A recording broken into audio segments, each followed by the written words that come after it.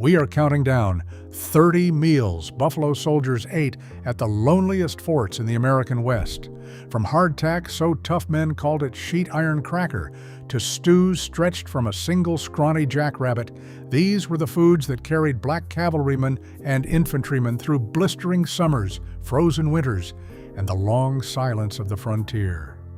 Formed in 1866, the men of the 9th and 10th Cavalry and the 24th and 25th Infantry served at the most isolated posts in Texas, Arizona, and the Dakotas, often hundreds of miles from the nearest town. Expect Army rations that tested the stomach, wild game hunted between patrols, and small comforts wrung from almost nothing.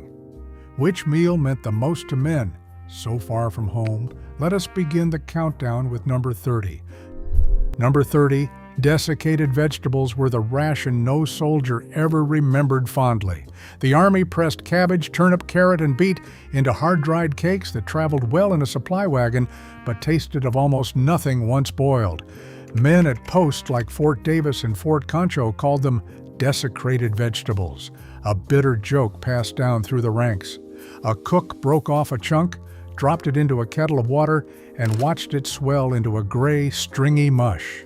The point was never flavor, but survival, because scurvy stalked isolated garrisons, and greens of any kind were medicine.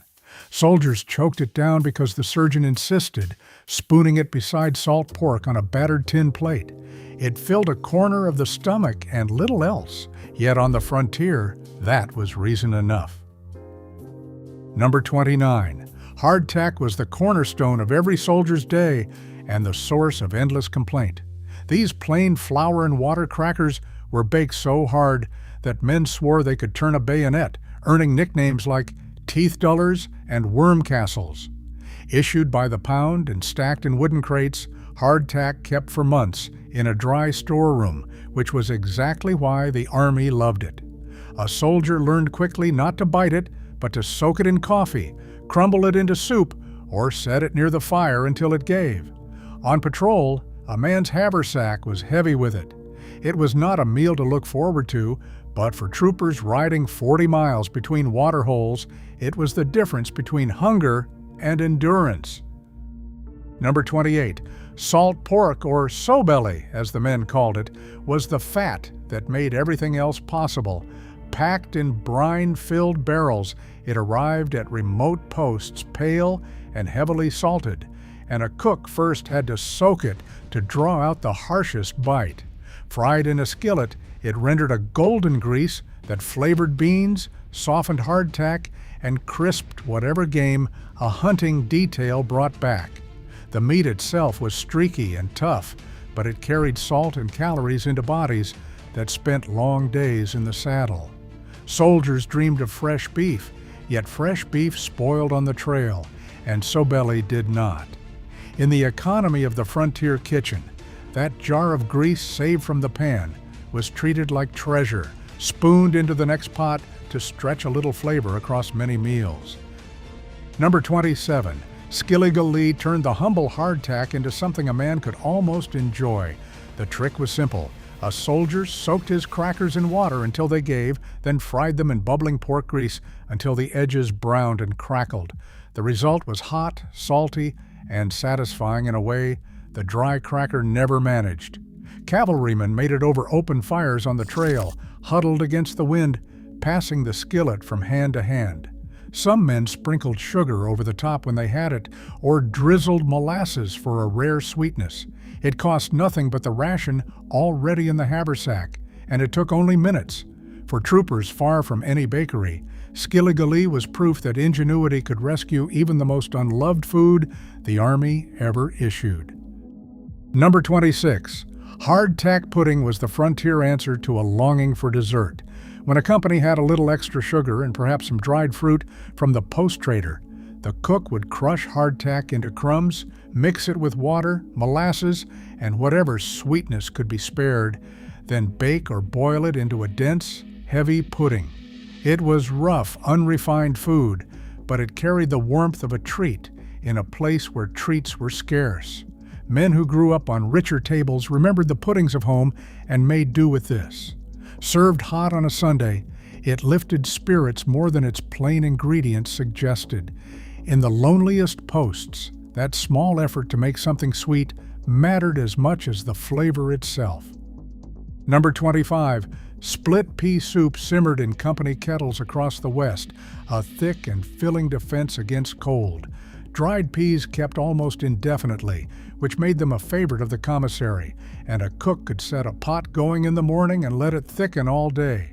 Flavored with a chunk of salt pork and a scattering of onion, the soup turned a plain ration into something a tired man was glad to see. Ladled steaming into a tin cup on a freezing Dakota night, split pea soup asked little and gave much. It was the quiet workhorse of the frontier kitchen, unremarkable and utterly dependable. Number 24. Army bean soup earned a place in the heart of nearly every soldier who ever served. Navy beans, soaked overnight and simmered for hours with salt pork, onion, and pepper, filled the barracks with an aroma that meant supper was near. The longer it cooked, the better it tasted, so cooks kept the pot on the fire from morning until the men came in from drill and detail. A trooper could fill his stomach for almost nothing, and the soup, reheated the next day, tasted richer still. In an army that ran on beans, this was comfort food in the truest sense. Veterans of the frontier posts spoke of it fondly long after their service ended, remembering the pot that always seemed to have room for one more hungry man. Number 23. Baked beans were the Sunday luxury, a slower and sweeter cousin to the everyday soup. When a cook had the time and a working oven, he layered soaked beans with salt pork and molasses in a heavy pot, then let them bake low and slow until the beans turned tender and the top caramelized into a dark, sticky crust. The molasses gave a sweetness that plain rations rarely offered, and the smell drew men to the kitchen door long before the beans were done. At posts with proper bakeries, this was a dish worth waiting for. It stretched cheap ingredients into something that felt almost generous. For men who spent their weeks eating out of a haversack, a plate of baked beans on a quiet Sunday was a small taste of a settled life. Number 22. Slumgullion was the catch-all stew that fed men when the rations ran thin. There was no single recipe, and that was the whole idea. A cook threw in whatever the company had, a little beef or salt pork, some beans, a few potatoes, hardtack to thicken it, and any vegetable that had survived the wagon trip. It simmered into a thin, brownish stew that no one praised but everyone ate. On long scouts across the plains, slumgullion was often the only hot meal of the day, cooked in a single kettle over a buffalo chip fire. It was humble to the point of poverty, yet it stretched scraps into supper for a whole troop, and that flexibility made it one of the most important dishes on the frontier. Number 21. Army hash gave leftovers a second life. Whatever beef or pork remained from the day before was chopped fine, mixed with diced potatoes and onion, and fried in pork fat until the bottom crusted golden and brown.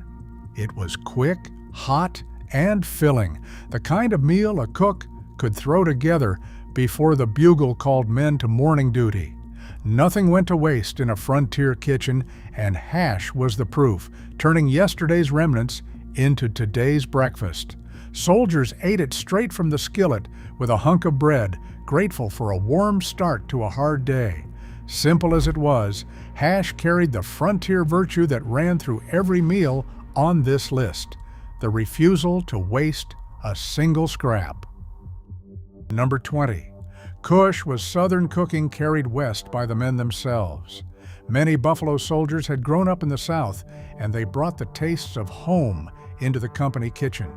Cush began with cornmeal browned in bacon grease, then moistened with a little water or broth, and stirred until it thickened into a rich, savory scramble. Sometimes crumbled meat went in, sometimes just the grease and seasoning, but the result was always hearty and deeply familiar. On a cold morning, it warmed a man to the bone. More than that, It tasted of the homes these soldiers had left behind, a thread of memory cooked into an army ration. In a place as strange and distant as a desert fort, that familiar flavor was worth more than the ingredients ever cost. Number 19. Hoa cakes and Johnny cakes were the simplest bread a soldier could make and among the most beloved. Cornmeal, water, salt, and a little grease were all it took. The batter was spread thin and cooked on a hot griddle, or even on the flat blade of a shovel held over the coals, which was how the hoe cake got its name in the first place. Crisp at the edges and soft in the middle, these little cakes went with everything, from bean soup to fried pork. On the march, when the wagons carried no soft bread, a man could still make Johnny cakes from the cornmeal in his ration. They were quick, portable, and endlessly reliable. For troopers far from any oven, this was daily bread in the most literal sense, born of nothing but meal and fire. Number 18. Hominy and grits carried the flavor of the South into the western garrisons. Dried corn, treated with lye, swelled into soft white hominy, and ground finer it became grits, boiled into a warm porridge that soldiers ate morning after morning. A knob of salt pork fat or a spoonful of molasses turned it from plain to comforting. The commissary issued corn in several forms, and cooks who knew southern kitchens made the most of every one. Simmered slowly in a big kettle, grits stretched a small ration across many bowls and settled heavy in the stomach before a long day of drill or patrol. It was cheap, filling, and familiar, three qualities that mattered enormously at a post where every meal was a small negotiation between hunger and supply. Number 17. Rice and molasses was the closest thing to pudding that most posts could manage. Rice kept well, cooked easily, and swelled generously in the pot, which made it a favorite of thrifty cooks. Boiled soft and then sweetened with a dark ribbon of molasses, it became a warm, sticky treat that men looked forward to at the end of a plain week. Some cooks stirred in a handful of dried fruit when the sutler had any to sell. It cost almost nothing, yet it delivered the rare gift of sweetness in a diet dominated by salt and grease. Spooned hot into a tin cup on a quiet evening, rice and molasses reminded soldiers that comfort could still be found in the simplest bowl, even 1,000 miles from home. Number 16. Chili, frijoles, and tamales seasoned the tables of the Texas and New Mexico posts, where Buffalo soldiers lived alongside Tejano and Mexican communities. Near forts like Fort Davis, Fort Stockton, and Fort Bliss, soldiers traded for and learned to cook dishes far bolder than the Army ration allowed. Frijoles simmered with chili and onion, tamales wrapped in corn husks and steamed, and stews sharpened with dried peppers brought heat and life to a monotonous diet. Local cooks, laundresses, and traders shared recipes that had roots deep in the borderlands. For men worn down by salt pork and hardtack, these flavors were a revelation. They marked one of the quiet gifts of frontier service, the blending of cultures around a shared table, turning a lonely post into a place where new tastes could take hold. Number 15. Soft bread from the post bakery was a luxury that separated a settled fort from a bare camp. At established garrisons, the Army built bakeries and detailed men to work the ovens, producing loaves of real leavened bread that put hardtack to shame. Fresh from the oven, crusty outside and tender within, it was the food soldiers missed most on the trail. Companies often sold their surplus flour ration back and used the credit in the company fund to buy extras, but the bread itself was pure comfort. The smell of baking loaves drifting across the parade ground meant a man was somewhere with a roof, an oven, and a moment's ease. For troopers just returned from weeks of hardtack and dust, that first slice of soft bread tasted like a homecoming. Number 14. Baking powder. Biscuits were the frontier cook's small triumph. When a company had flour, grease, and a tin of baking powder from the sutler, a skilled cook could turn out biscuits that rose light and golden in a Dutch oven buried in coals. split open and filled with molasses, or the drippings from fried pork, they became the highlight of many a morning. Unlike hardtack, they were tender and warm, and unlike yeast bread, they needed no oven and no waiting. A cook who could make a good biscuit was prized in any company. On a cold dawn before a patrol, a stack of hot biscuits passed around the fire did more for morale than any order from an officer. It was a homely skill, but on the frontier, it was worth its weight in gold. Number 13, flapjack sizzled on griddles across the western posts, the reliable pleasure of a frontier breakfast. Flour, water, a little grease, and if a man was lucky, a pinch of leavening were beaten into a batter and poured onto a hot pan until the cakes browned and puffed. Stacked high and drenched in molasses or sorghum syrup, flapjacks turned a plain ration into something a soldier genuinely wanted.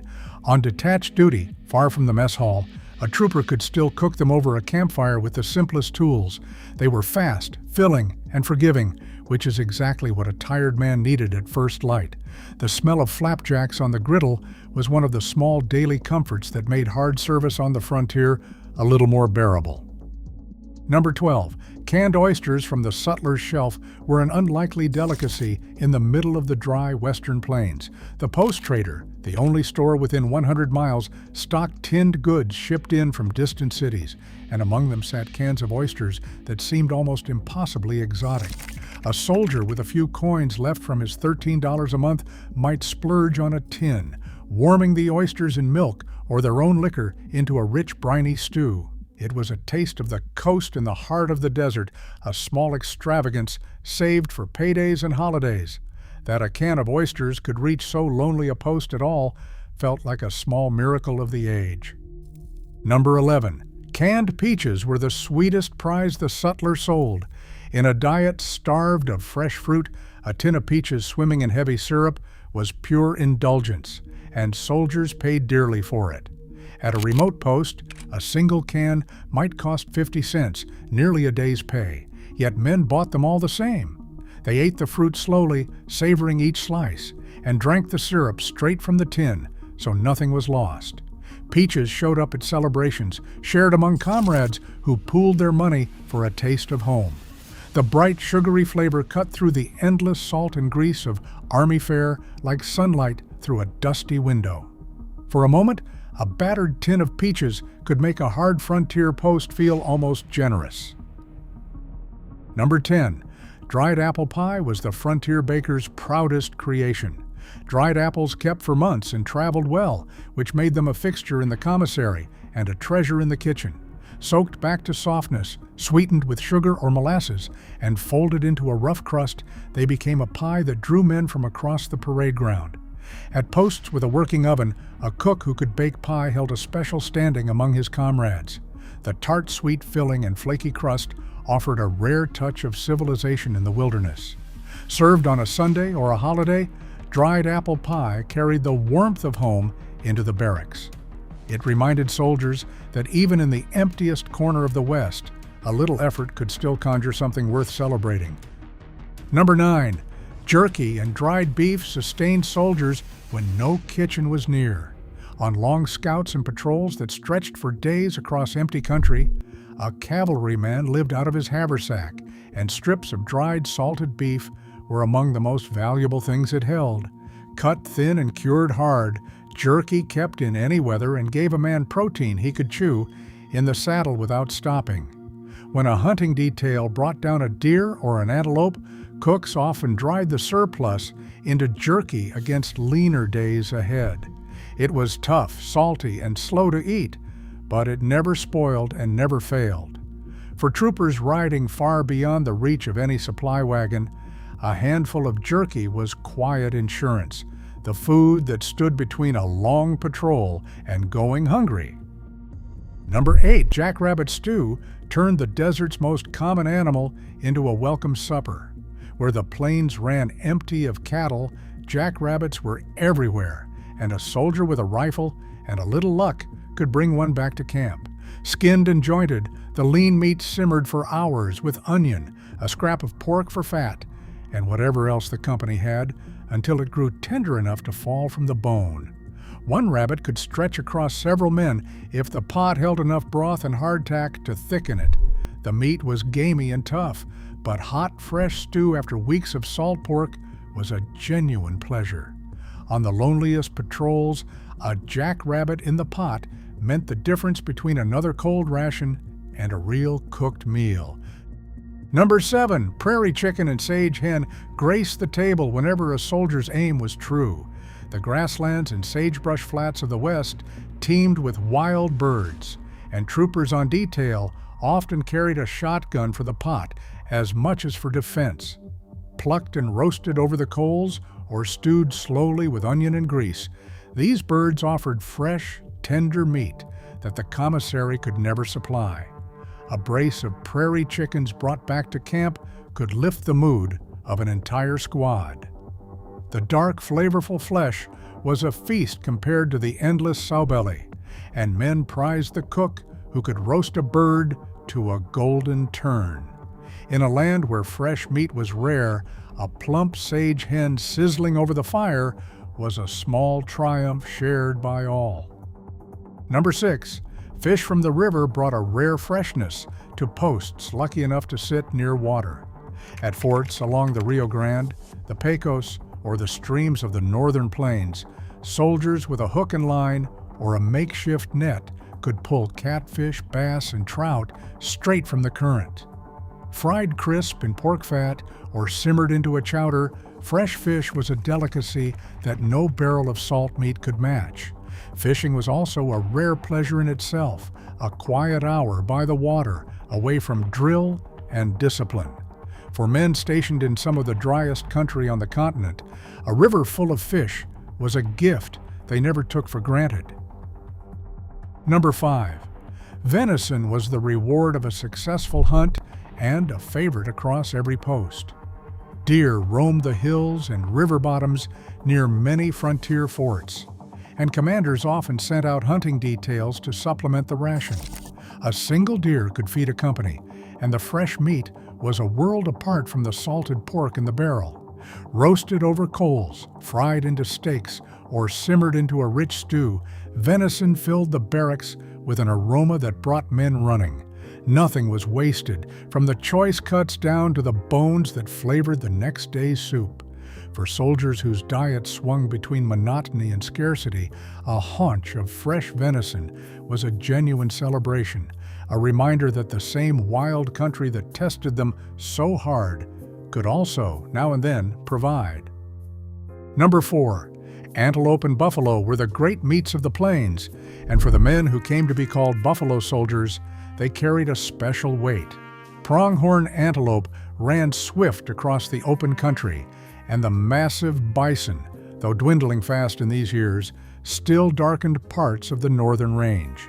A successful hunt yielded meat by the hundredweight, and cooks worked hard to smoke, dry, and cook it before it spoiled. Buffalo hump and tongue were considered delicacies, roasted slowly until rich and tender. These hunts fed whole garrisons and became stories told for years afterward.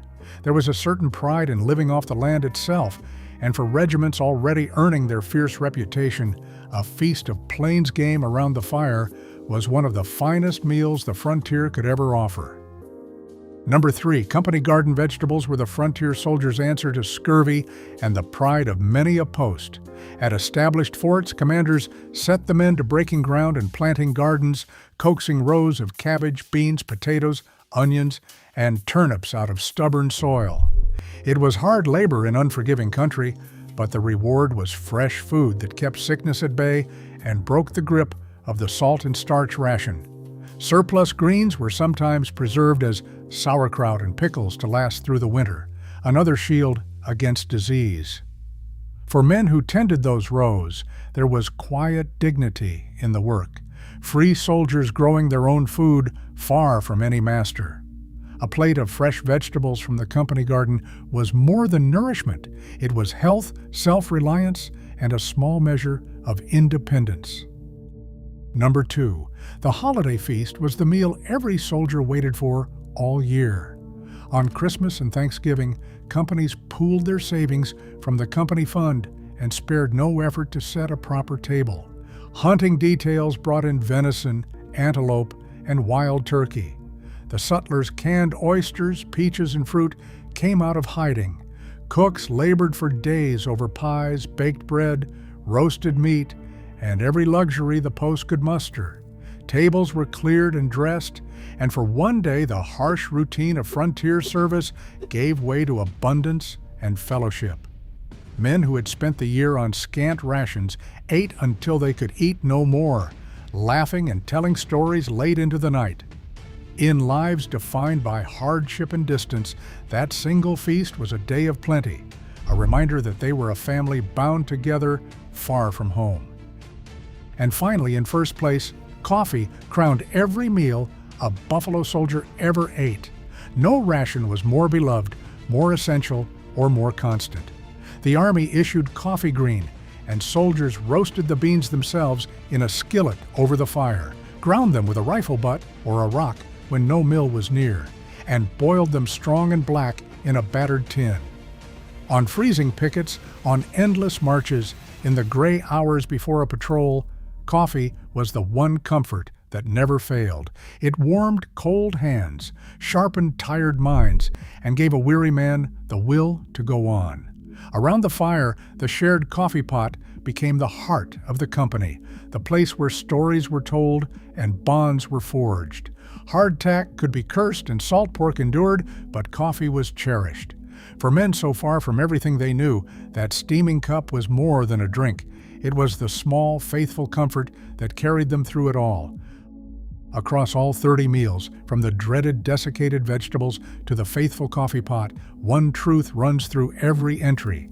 These were men who turned scarcity into strength, wringing comfort and dignity from the plainest rations at the loneliest post in the West. If one of these meals surprised you, tell me in the comments which one you'd have wanted at your table. Don't forget to subscribe for more forgotten history, and I'll see you at the next fire.